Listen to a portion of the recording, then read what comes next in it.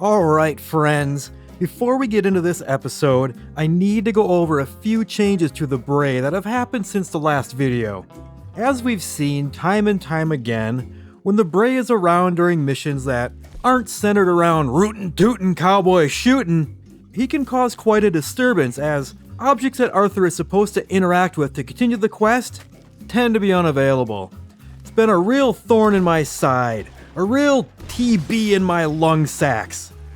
This is because the way I have written the mod is that when a Bray spawns into a mission, he is immediately fed Arthur's location and set to enter combat with him. And being flagged in combat is what shuts down most of the interactions. So then outside of a few seconds here and there where the combat flag is removed if I make the Bray bleed out, and I assume poison him if I ever go and pick up some poison weapons, there just isn't enough time to do a lot of these mission interactions. And then I just have to give up and turn the Bray off for a moment. I don't really like resorting to calling a truce as a solution like every damn time, so I've changed the Bray's behavior to give Arthur more options and perhaps a sporting chance. So now when there is a Bray spawn, he will be in a seek mode instead of a destroy mode. He will still know exactly where Arthur is and will begin to make his way towards Arthur. He may walk or he may run, but this will not be considered in combat, so Arthur will be able to interact with mission prompts. But as soon as the Bray makes visual contact with his prey, he will then flip to being aggressive and the two will enter combat until the Bray is dead. I think this will make completing missions easier, so to offset this nerf to the Bray, I've increased his tenacity as a Terminator, and now getting shot in the head will heal him instead of kill him. And to turn that terror knob up to 11, anytime he does get headshot, he'll also gain a few seconds of total bullet invulnerability. Oh. So with that out of the way... Sad sacks, a lot of them. Good, very good. My pleasure. Well, if it's pleasure you're after, there is one other. This farmer preacher fellow I met in Valentine, Mr. Downs. The opinionated little do-gooder? Yeah, I know the one. He's more slippery than he seems. I've tried being polite. Don't take any nonsense. Nonsense? Me?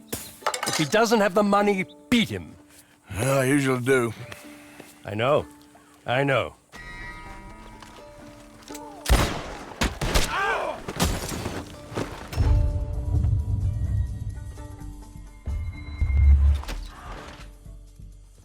Well, it was finally time to do what the CFO Herr Strauss had asked and go collect another unpaid bill from Sad Clowns Thomas Downs.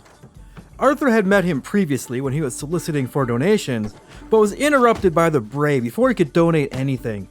Hopefully that doesn't happen again. Really?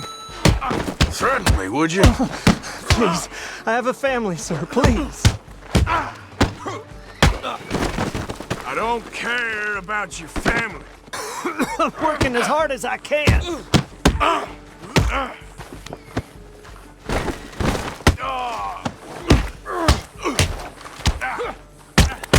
Well, the Bray interfered again, and then he set Arthur on fire, and then Flaming Arthur fell on top of Downs, which I assume purified his mortal body. You took the money.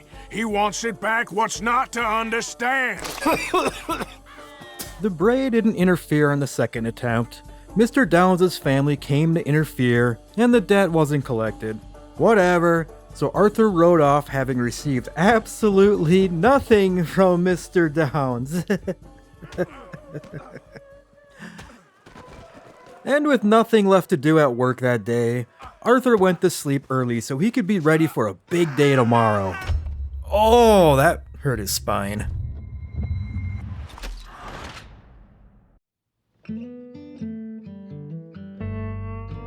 Dutch had informed Arthur that yet another rank-and-file employee, one Sean McGuire, was also listening to that Marston feller's union propaganda and had been ignoring his return to office order. Sean had been spotted working in a collaborative workspace in downtown Blackwater, so Dutch had already sent Charles and Javier out ahead to verify the sighting. But Arthur, being a member of the C-suite, needed to go give old Shawnee boy a good talking to about the virtues of face-to-face daily stand-ups. Arthur made a quick stop in Valentine for some office supplies, and then made his way towards Blackwater to go get Sean.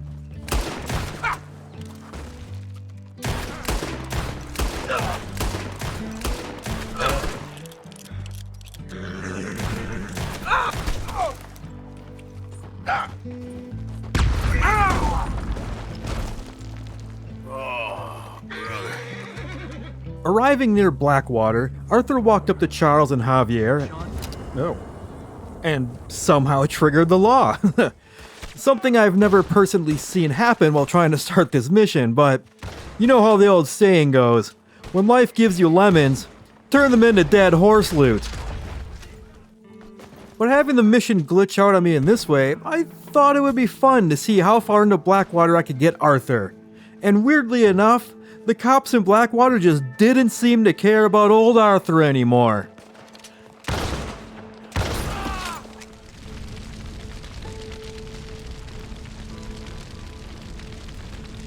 The three of them inspected the collab space looking for Sean, but the place was deserted. Perhaps he had moved further west to Armadillo. None of my Arthurs have ever been to Armadillo, so I thought I'd see if maybe this cops don't care state of things might also shut down the other benevolent entities that try to keep Arthur out of New Austin. And almost like the world was taunting me to do so, a nice unmanned wagon came around the corner, ready to pick him up like some weird self-driving stagecoach of the future. Arthur and Charles hopped on, but Javier decided to stay back and fight. Off they went. How far west could the boys possibly make it? Get on the road.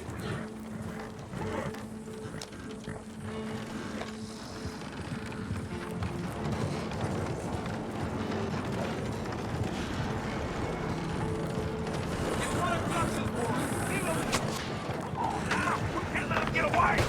Do that! Oh!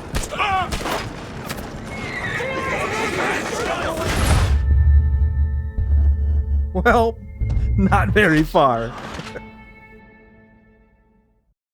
You see Sean? No, I don't think so. Take 2 started as expected, and Charles had some grim news for Arthur.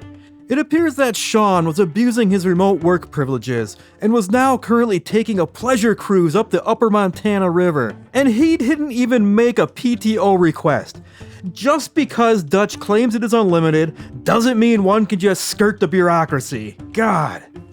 This needed to end, so the boys started to make their way north to track the cruise. And of course, the Bray got right to work doing his Bray things. You think they can see us? If they can, we're just 3 fellas out on the trail. Act natural. We'll be fine. Hey! Do you need to stop for something? Oh, uh-oh. Uh-oh.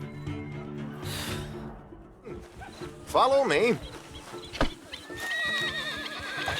Keep your guns away until we know it's Sean, okay?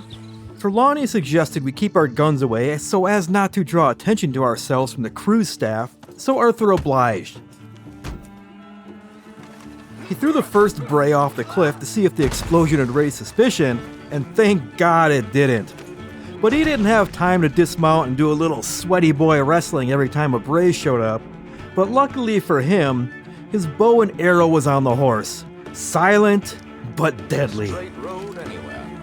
Especially with you for a while. Much as I love dodging the law and sleeping in the dirt with you derelicts, I do have other business to attend to. Stopped talking since we left you in Valentine. It's the longest ride of my life. Apparently, there's a camp somewhere. Trelawney.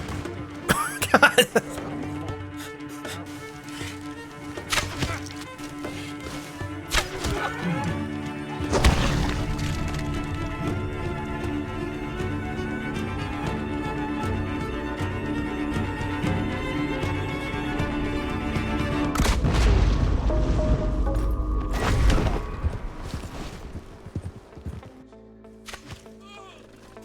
The bow worked well, most of the time, and we were soon into the next phase of this mission and, interesting. Maybe Sean's cruise wasn't as pleasurable as we had thought. Now what the game tells you to do here is to slowly sneak up with Javier and learn how to do stealth takedowns. But with the angry Bray running his feet, that didn't seem like it was going to be fun. Oh shit. No! Javier, can you take care of them for me? Uh-oh. Gosh, damn. But you know what? After being a good little sheep and following the on-screen instructions after all these years, The thing I've enjoyed much about this playthrough is the revealing to me just how much can be ignored. God damn it, Arthur! Oh, let's do this!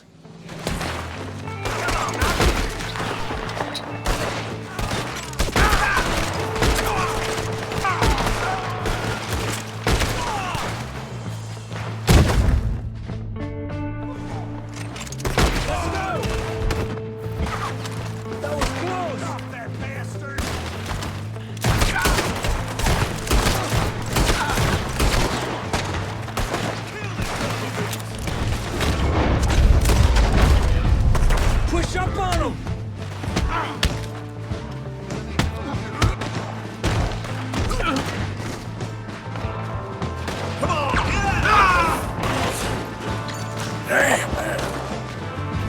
Here's Charles. All good? Wouldn't go that far. The camp's up this way.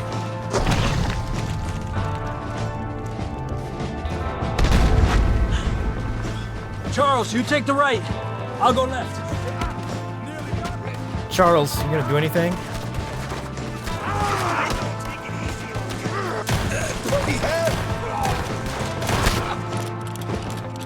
Everyone was dead, and it was time to cut down Sean. But the intrusive thoughts won, and I had to know if I could, cut him down by using an exploding Bray. Get me down from here. The first Bray was just a little fizzle, but whatever. This would make for a fun photo to take back to Dutch while I waited for the next Bray. Hurry up, fellas. Oh no, he's on fire! No, no, no, no, no, no, no, no, no, no, no, no.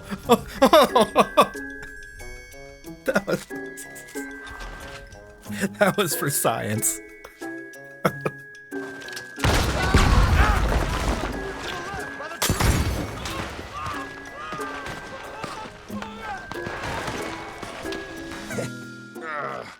So Arthur cut down Sean and learned that they were all mistaken. He wasn't refusing the RTO command. Some other company had kidnapped Sean and were trying to use him as bait to try to steal some corporate secrets from the Vanderlyn Corporation.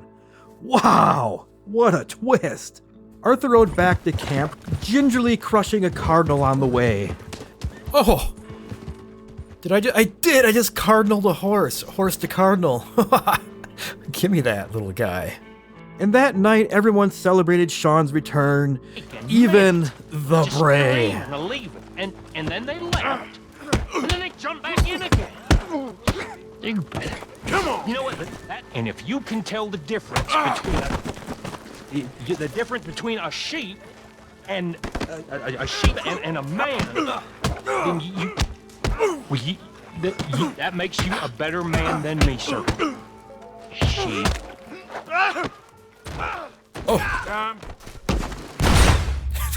I'll see ya.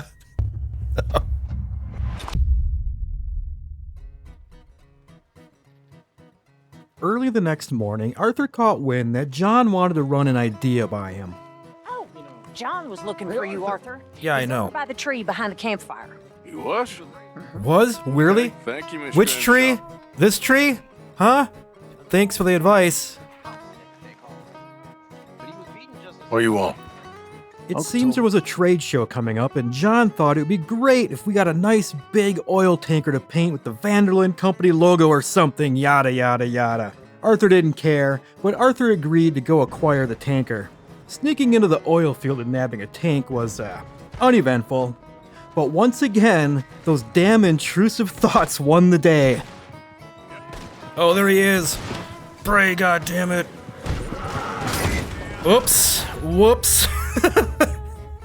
Maybe I shouldn't have done that. Whatever. The oil wagon was outside the refinery the second attempt, and was easy enough to grab. I would have finished this mission easy peasy if I hadn't overshot the spot where I was supposed to deliver the wagon.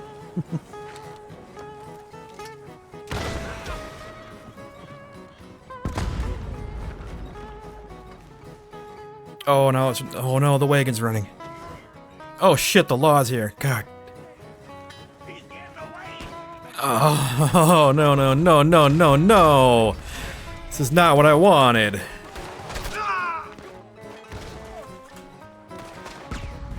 Oh, my hat! Third time's a charm, but I had a small situation where Grandpa's ashes was forgotten halfway across the map. But again, not a concern, as there has been some incredible breakthroughs lately in the field of equine teleportronics. So all Arthur had to do was go into the modern stable and whoop! There was Grandpa's ashes. But hey, let's give Grandpa a break and ride with Meat Wobble for a while.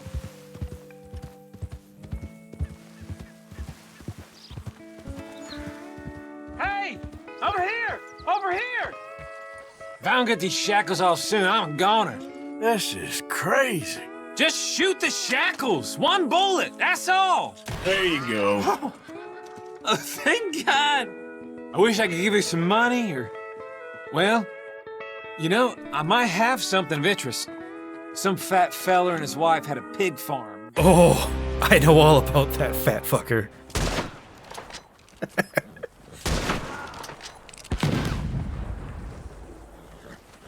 Come on, boy. Arthur returned to camp and told John the wagon was ready. This was enough to summon another Bray.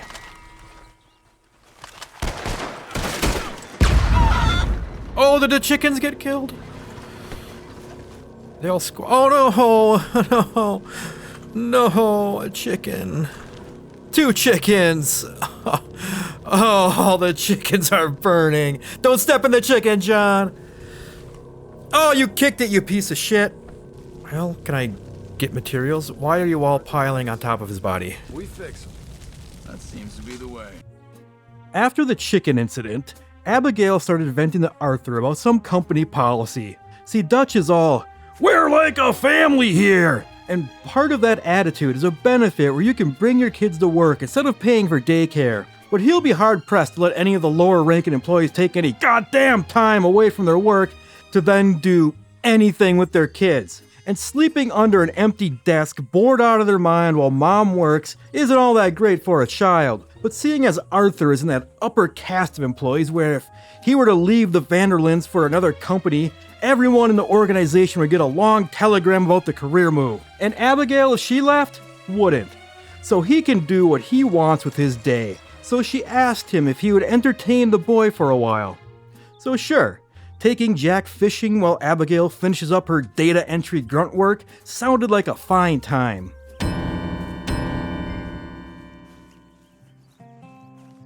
The first thing Arthur needs to do is find Jack and have a little chat. But the Bray is already in camp and has set his sights on Arthur. And as we're in combat, I won't be able to talk to Jack, so first things first, give the Bray a yeet off the cliff and hope he respawns outside the camp. Nope, need a better spawn.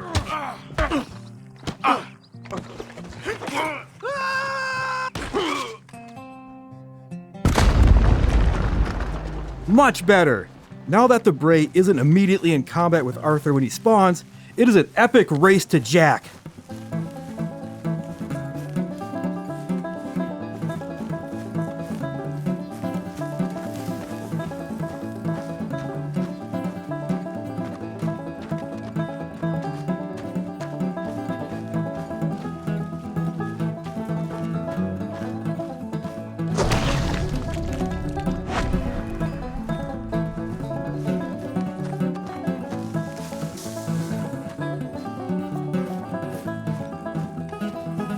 What you up to?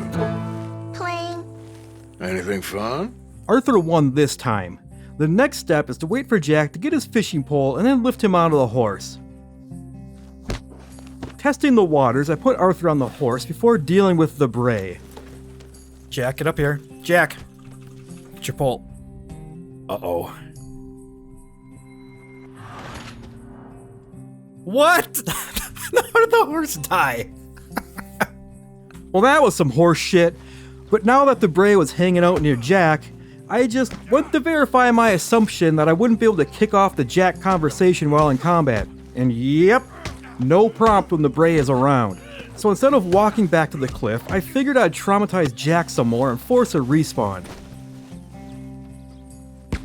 The next strategy if the Bray appeared in camp was to hope I could choke him out and then win a lucky roll of the dice by not dying to the resulting explosion.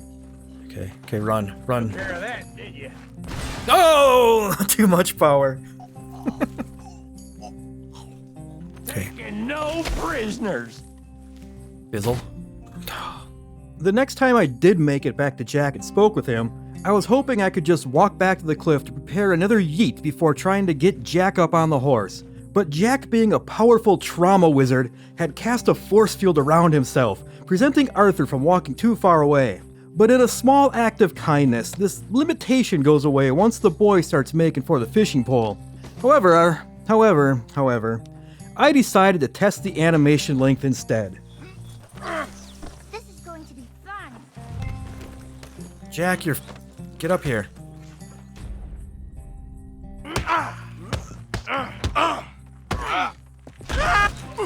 Falling off the cliff was not part of any strategy I had. Let's move on.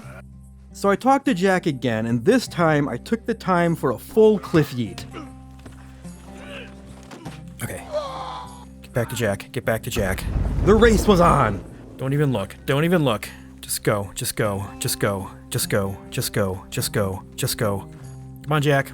I don't see him. I think we're good. It's going to be fun. Yes, it is. Let's get on Meat Wobble and get the F out of here. Let's get ourselves a checkpoint. Come on. Get up. No!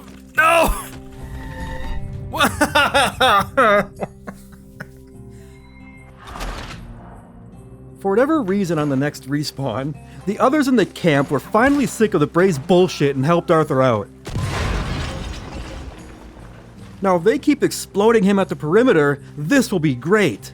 But they didn't give a shit anymore after that one time, and it was back to the same old strategies. Sometimes I'd throw the Bray off the cliff and he wouldn't die, which was worse in a way because now we are locked in combat and I have to wait for him to find his way back up to Arthur before dealing with him again. I had an attempt where I was able to survive the post-chokeout explosion and talk to Jack, and have Jack grab his pole before the Bray appeared. I pressed it. Lift you on when you're ready. Come on, Jack. Oh, fuck, there he is. Can I get off? I can't get off once it starts. Oh! Damn it! I just want to go fishing with my boy Jack. After a half hour of trying to get Jack out of the camp, there was an incident where the Bray got stuck in a tree. I took this opening and got Jack on the horse. Now, I don't like it when a weird spawn RNG locks him in a place to complete a segment, but I'll accept it for now. Arthur and the boy rode down to the river to start the next phase. A simple task, really. Arthur just needs to show Jack how to bait a hook with some cheese, and then catch a fish.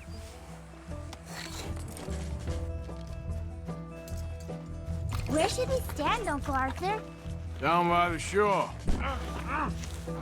This wasn't a forced slow walk area, thank God. But because the game doesn't want the boy to be traumatized anymore, the use of weapons is completely forbidden.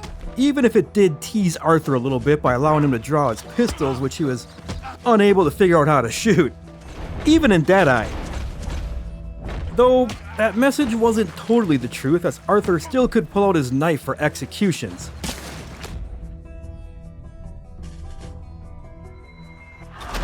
As luck would have it, the Bray respawned pretty far away, and Arthur was able to start the baiting tutorial thanks to the new not immediately in combat thing.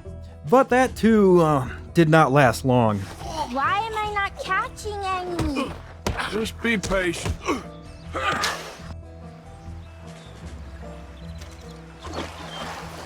Run. Now, without guns to put the Bray down from a distance, I tried to rely a little bit on hoping that a melee kill would just cause a small enough explosion that Arthur could survive. Something that wasn't happening. Or if it did, would still fail as Jack was frightened. The way this mission plays out is that Jack really doesn't care about fishing and asks to go pick flowers as a gift for his mother. So I figured maybe, just maybe, I could skip the Arthur fishing part entirely and the mission will time out and move on if I just let Jack run through his entire flower picking dialogue. So I set out to just non-fatally grapple with the Bray while waiting. Fishing sure is boring, Uncle Arthur. I know.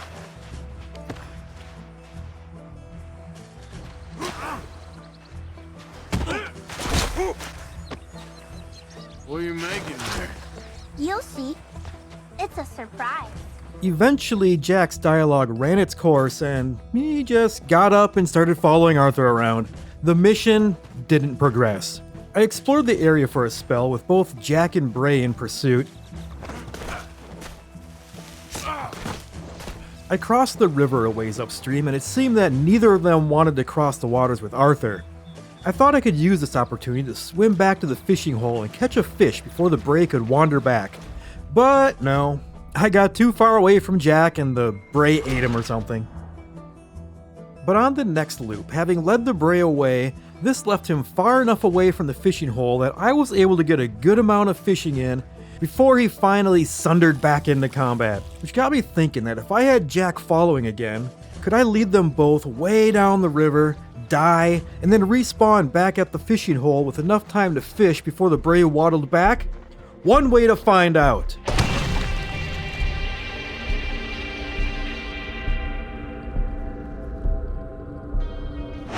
Just by the water there, you mean? Okay, so there is a limit on how far I can lead him away, and it wasn't far enough in that direction. Oh, he's right there, fudge. All right, let's do it again. Are you waiting for something?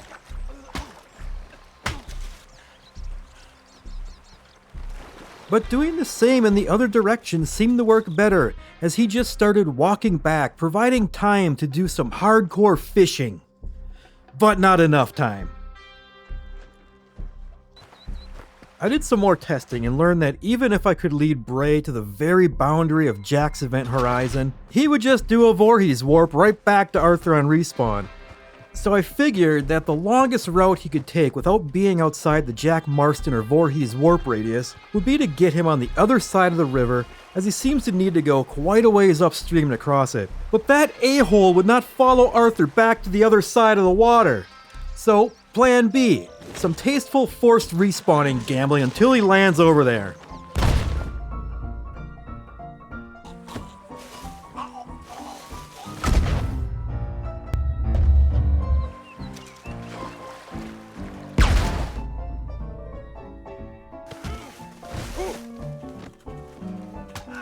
Is that so fucking hard to spawn across the river?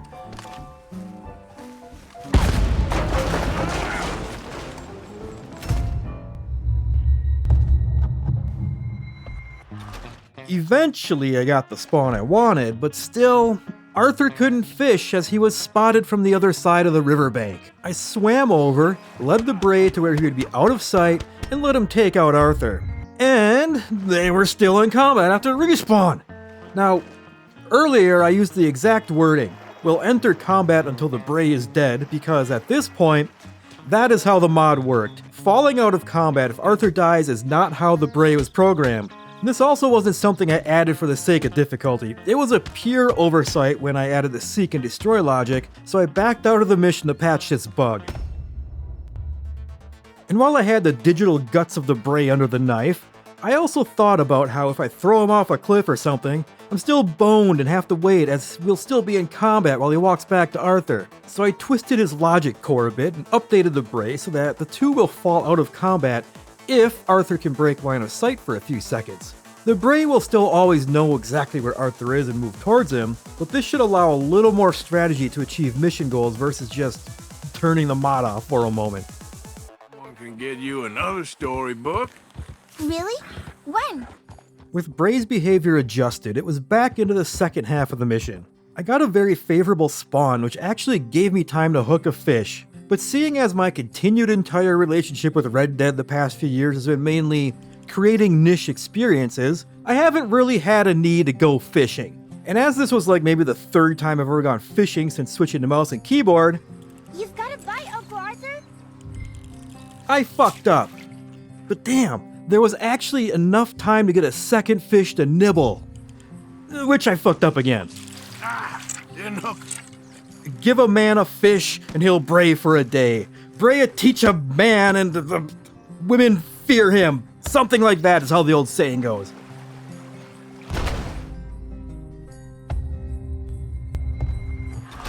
Now, if calling a truce is my least favorite way to finish a mission, then spamming respawns until I get a favorable spawn point is my second least favorable way. I still reckon that getting Bray across the river would be the best thing to do to give me enough time to figure out how to fish again before he gets to punching the shit out of Arthur, and I was sick of the respawn gamble method, so I tugged at the thread of trying to figure out how to lure him across the water. And as it turns out, you just gotta entice him in by letting him throw a few punches, and then he'll finally follow Arthur across the water. Whee! Next step, lead Bray out to this point so that he'll have a long walk back if he doesn't swim through the deep water. Then hide behind a rock to break combat, hoping he gets far enough away that he won't be able to spot Arthur. Still not a walk in the park here, as evidenced by me playing this mission so damn long in this attempt that the sun had set before I got too far away from Jack. But having successfully led the Bray across the river, on the next loop he was far enough away to not initiate combat, and I was finally good enough at fishing to not fumble the fish by the time he got close enough to force the fishing rod to be put away. I got to work leading the Bray around until Jack finished picking his flowers, worried the entire time that Arthur would need to catch a second fish or something to progress the mission. You can get food for days, Really? if you're lucky. But until then, you just sit, wait, try not to worry. It's good for you, It's good for you? I guess. Okay. But thank heavens, Arthur only needed to catch one fish. The Pinkerton goons finally showed up to warn Arthur that they knew that Dutch was replacing hard-working humans with AI slop in his company dealings, and that the good people of the civilized world wouldn't stand for it. With their warning delivered, they set off, leaving one last Bray-born obstacle to get around.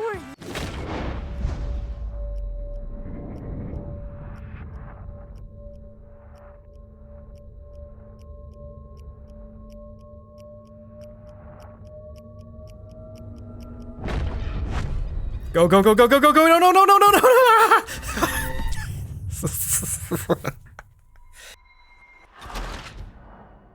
no. Well, a small obstacle that only stopped me once. The two rode back to camp, Arthur delivered the Pinkertons' warning to Dutch, and the Bray got one last smack in before winding down this mission. But I didn't like that I beat the first leg of this mission with the Bray getting stuck in a tree. So I started it over with the new changes to the mod. There were still a few hardships to be had. Oh. Uh-oh. No, no, no, not the fire! But I was able to get Jack out of camp fairly easy now that I could create an opening by non-lethally throwing the Bray off a cliff.